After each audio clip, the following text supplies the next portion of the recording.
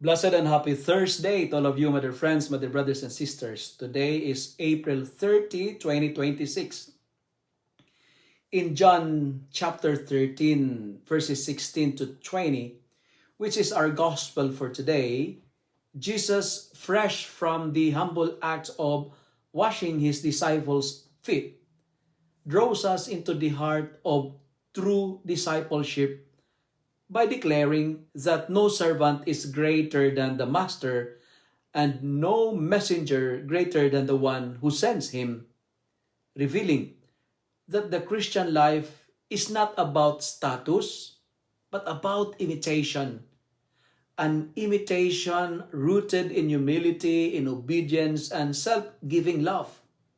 Today's gospel passage challenges the deep human desire for recognition and instead invites us to embrace a spirituality of hidden service where greatness is measured not by power but by our willingness to stoop low for the sake of others, to bend down.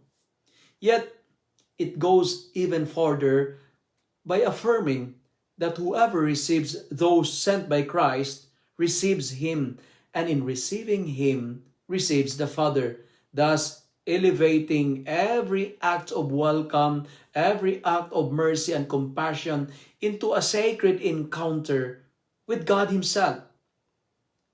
At the shadow of betrayal present in today's gospel reminds us that discipleship unfolds not in a perfect community, but in one marked by weakness and sin. And still, Jesus chooses to send, to trust, and love, teaching us that our calling is not dependent on our perfection, but on His grace and love. And ultimately, today's gospel calls us to a radical reorientation of life. That is, to serve without seeking reward. To love even in the face of rejection, and to recognize Christ in the very people we are sent to serve, knowing that in walking this humble path, we participate in the very mission and life of the one who came not to be served, but to serve. If you love and like this reflection, kindly share it with your friends, share it with your family, make the Word of God viral so that many will be blessed. Amen.